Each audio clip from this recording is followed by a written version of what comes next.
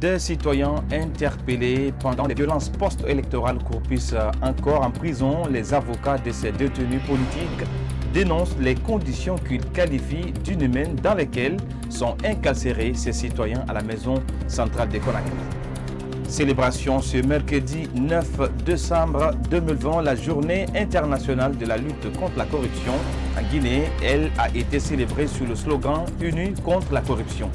Après Kapororaï, Kipé-2 et Dimès, les autorités guinéennes vont procéder à une nouvelle démolition d'habitations à Kouria, dans la préfecture de Koya. On en parle dans cette édition d'information. Les avocats des détenus politiques tirent la sonnette d'alarme. Des citoyens interpellés pendant les violences post-électorales croupissent encore en prison.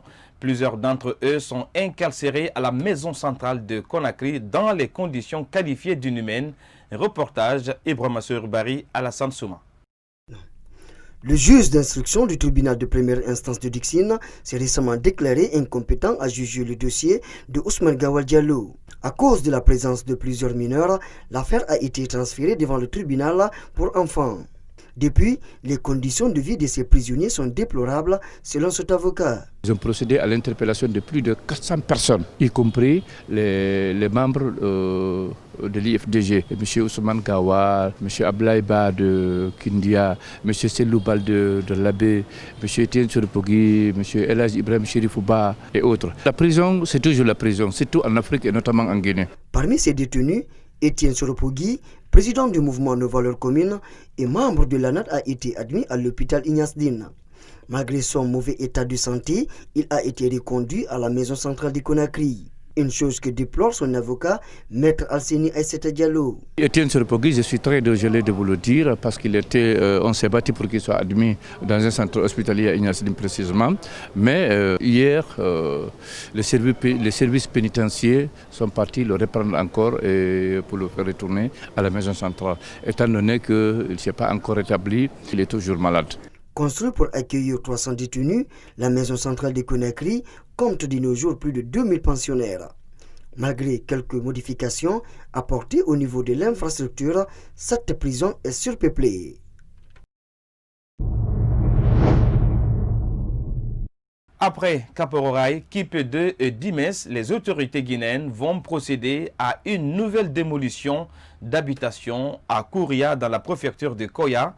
L'annonce a été faite au dernier conseil des ministres.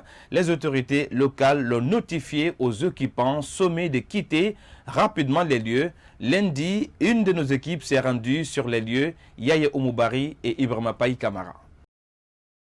Ces citoyens de Bangoya, situés dans la commune rurale de Kouria, relevant de la préfecture de Koya, vivent dans l'inquiétude depuis des jours. Comme les ex-habitants de Kapororaï, Dimès et Kipé-2, ils risquent de se retrouver sans abri. Ces familles vivent sur les lieux depuis plus de 20 ans. La décision leur est tombée dessus le 3 décembre dernier. Avant de venir, j'avais fait une demande comment rester ici pour que je puisse travailler ici. Et j'ai passé à la préfecture, le DPD, la direction préfectorale de l'urbanisme et habitat. Ils m'ont donné des agents qui sont venus faire le levé topographique et étudier la terre en me disant que c'est les manguiers et les palmiers qui peuvent aller ici. Donc dans ça, j'ai suivi le dossier pour raccourcir de la préfecture jusqu'ici. Ils m'ont établi les papiers donc que je vous ai montré ici.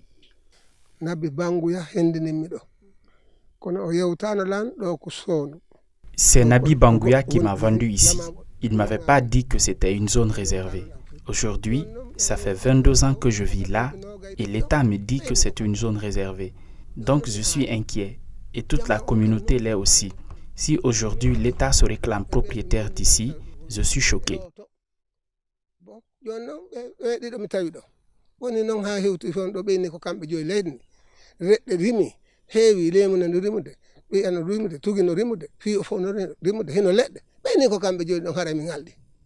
Cette femme est sous le choc. Elle est l'une des victimes de Kapororaï dans le déguerpissement en 1998 sous le régime de feu général Lansana Conté. L'histoire semble se répéter pour elle, comme pour tant d'autres citoyens. Elle lance un appel à l'endroit des autorités. Nous demandons à l'État de nous venir en aide. Nous n'avons pas où aller. C'est pourquoi nous interpellons les autorités de nous trouver un endroit où rester.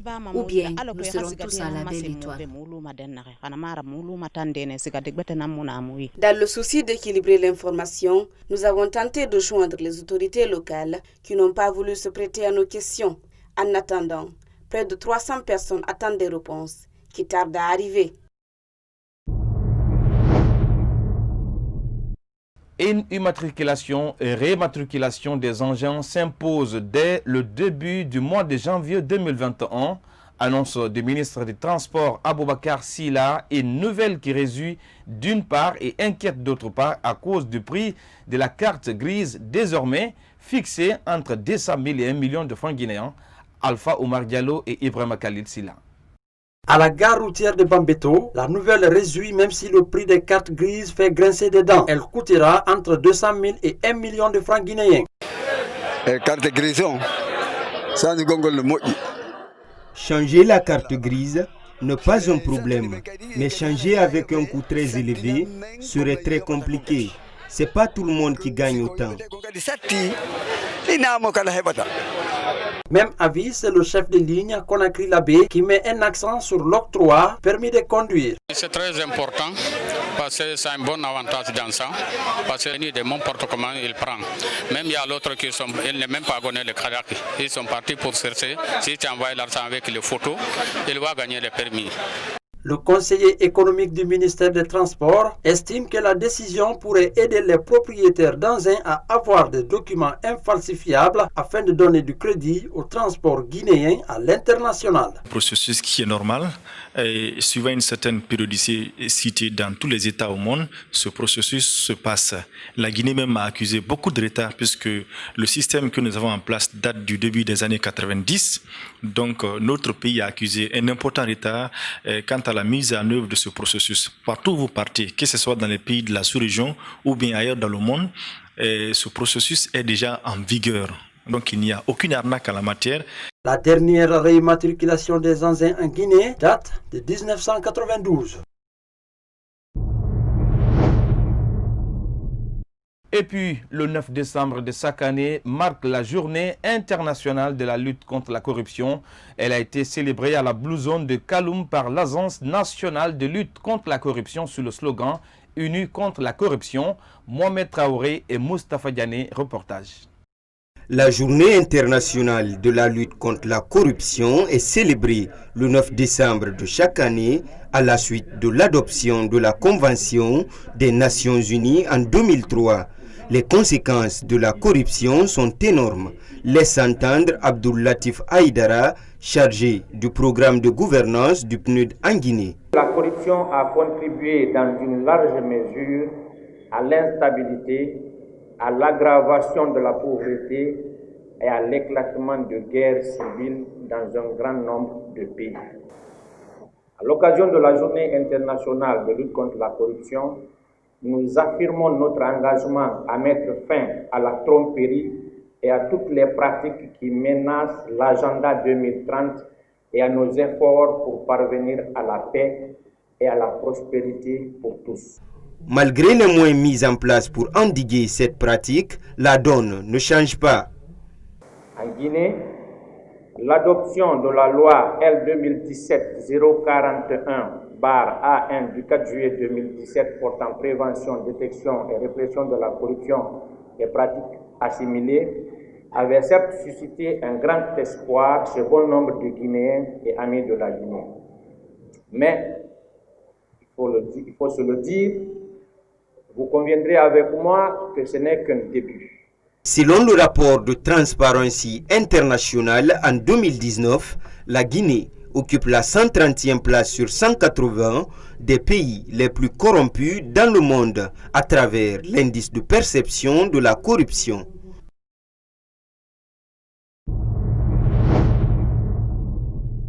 Aboubakar Mandela Kamara, enseignant-chercheur, est revenu ce mercredi sur l'enseignement du français en Guinée. Il parle des crises d'apprentissage dans le système éducatif guinéen.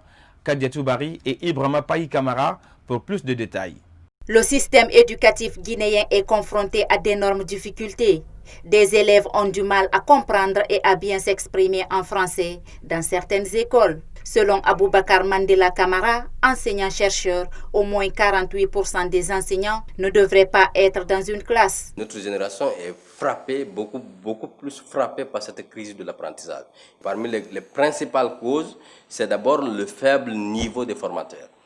Le ministère de l'Éducation, dans le PRODEG, Programme décennal d'éducation 2020-2030, dans la partie diagnostic, a indiqué que 25% des enseignants du primaire ne sont pas qualifiés pour enseigner. Et 48% de ceux du secondaire ne sont pas qualifiés. Ça veut dire que 48%, près de la moitié des enseignants du secondaire ne devraient même pas être en classe. Mauvais français, échecs successifs sont entre autres les conséquences de la dégradation dans le secteur éducatif. Pour ce spécialiste en éducation, les responsabilités sont partagées. Il propose quelques solutions.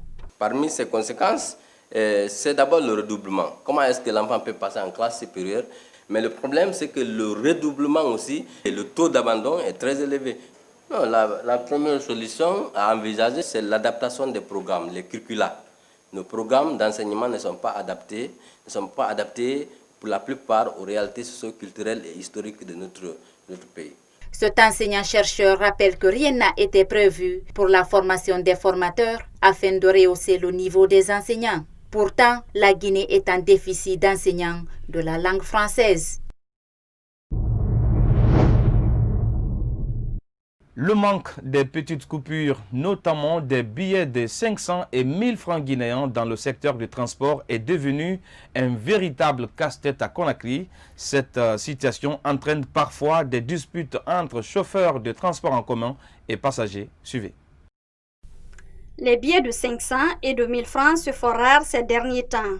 À Conakry, chauffeurs et passagers sont souvent à couteau tiré. Ibrahima Paris, conducteur de taxi sur le tronçon Kipetaouia, estime que le gouvernement doit prendre ses dispositions. Certains passagers ne cèdent presque pas. Vous êtes obligé de leur donner un billet de 1000 francs pour éviter des disputes.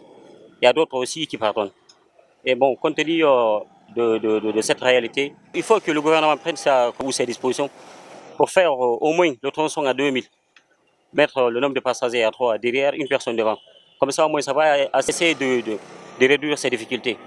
Alseni Touré a Imaï à partir avec un chauffeur. Lui, il prône une solution à l'amiable. Il y a de la clémence dans le cœur de tout le monde. Parce que nous sortons tous de la maison, même si tu veux laisser de la monnaie avec le chauffeur. Mais si le chauffeur reste strict, dit ouais, je ne veux pas laisser ma monnaie comme toi aussi, on va rester ainsi. Il y aura de la dispute. Selon ce citoyen, parcourir un seul tronçon dans la ville est un calvaire total. Il demande au gouvernement d'y faire face. Mais vraiment, c'est malheureux, ça nous fatigue à nous, les clients et les chauffeurs. On a du mal à se comprendre parce que, franchement, la fête de monnaie, ça fatigue. Quand tu as 10 000, tu veux parcourir un seul tronçon, ça trouve que le chauffeur n'a pas la monnaie. Souvent, il y a des tiraillements, il y a l'incompréhension qui est là. Donc, on dit au gouvernement de nous aider de ramener la monnaie. C'est très important. En attendant une solution, conducteurs de taxi et passagers font face aux problèmes, parfois jusqu'à en venir aux déparages verbaux.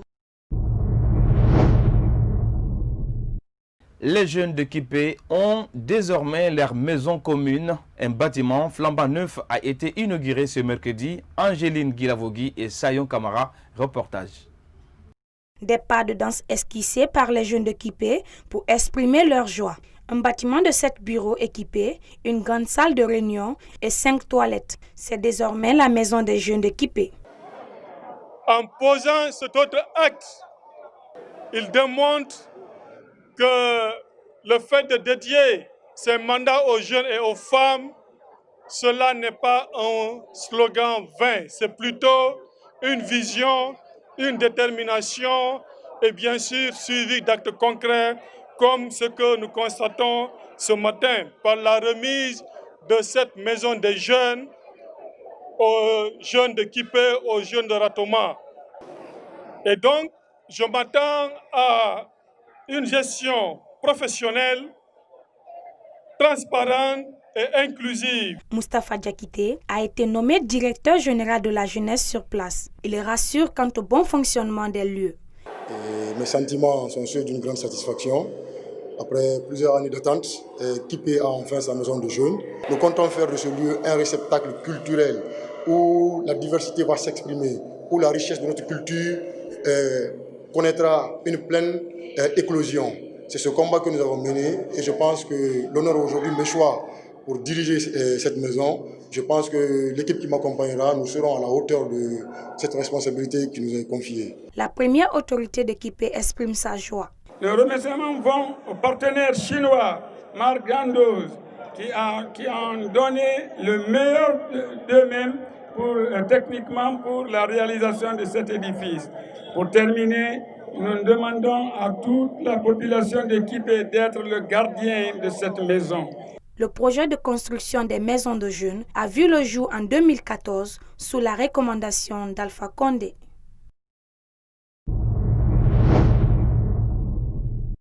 Paz Afrique, dans cette édition d'information, le Ghana est toujours dans l'attente du verdict des urnes.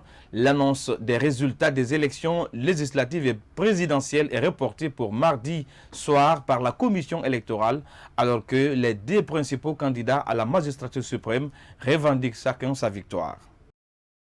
Ils ont attendu des résultats qui ne sont pas venus. Les électeurs ghanéens sont restés scotés devant le feuilleton des dépouillements régionaux annoncés au compte-gouttes, alors que des chiffres partiels arrivaient de 16 régions du pays. Accra, la capitale, est restée muette. La commission électorale ne voulait pas les confirmer. On en a appris davantage lors d'une conférence de presse plus tard dans la journée où rien n'a été annoncé. Une porte-parole de la commission est restée moins de 5 minutes avant d'annoncer le report de la proclamation des résultats. Le comptage des bulletins est toujours en cours. Cette nouvelle a notamment suscité la frustration des journalistes. C'est un rétropédalage pour la commission électorale et un désaveu pour sa nouvelle présidente, Jean Massan. Il faut dire que la décision de proclamer les résultats en 24 heures en avait surpris plus d'un, car en temps normal, cela prend 3 jours.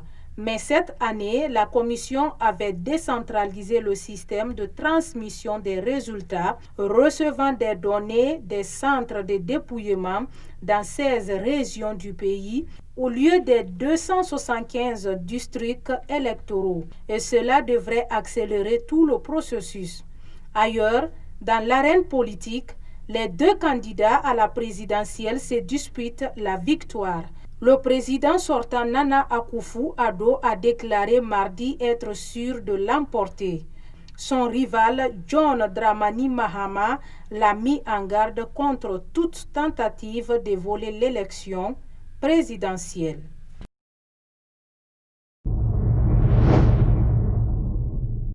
Pas sport dans ce journal, le match Paris Saint-Germain, Istanbul, Beşiktaş FK en Ligue des champions européenne a été interrompu à cause des propos racistes du 4e arbitre assistant à l'encontre du Camerounais Achille Webo. Son coéquipier, le Sénégalais Dembaba, a incité les joueurs à quitter le terrain, un fait qui crée l'émoi dans le monde sportif guinéen. Mohamed Saliou Diallo et Ibrahima Khalil Silla. Depuis le banc de touche, Pierre-Achille Webo se fait traiter de gars noir par le 4e arbitre, Sébastien Coltescu. Dembaba interpelle l'arbitre sur le champ en ces termes. Parlant d'un joueur blanc, tu dis ce gars, pas le gars blanc. Donc pourquoi tu dis le gars noir pour parler d'un joueur noir? L'attaquant sénégalais incite les joueurs à quitter le terrain. Cet acteur du sport guinéen salue l'acte et demande à la FIFA de prendre les mesures nécessaires pour mettre fin au racisme dans le milieu du football. Ça fait mal quand on voit que dans un sport comme le football, jusqu'à présent, on parle de racisme. Je crois que normalement c'est les autorités du football, à savoir la FIFA, la CAF et autres, là, qui doivent prendre la décision et la responsabilité pour que cela cesse dans ce sport. Selon l'entraîneur des éléphants de Koléa, les joueurs d'origine africaine occupent une place importante dans le football. Ils méritent respect et considération. Je pense que la réaction était très bonne de ces joueurs-là parce que c'est nous qui fournissons le spectacle. C'est-à-dire que ce soit les Africains, que ce soit les Sud-Américains noirs, c'est nous qui donnons la beauté du football. Donc si ils viennent nous voir et qu'ils nous insultent, ça vaut la peine d'arrêter. Le football étant le sport roi, toutes les instances sportives mondiales doivent s'impliquer. Je pense qu'il faut mettre des dispositions en place pour que ce genre d'acte s'arrête dans le foot. C'est pas beau à voir, le football est universel, c'est dans le monde entier, tout le monde peut le pratiquer. Ces gestes de Dembaba entrent dans l'histoire. Il s'agit de la première interruption d'un match à cause de propos racistes dans le monde.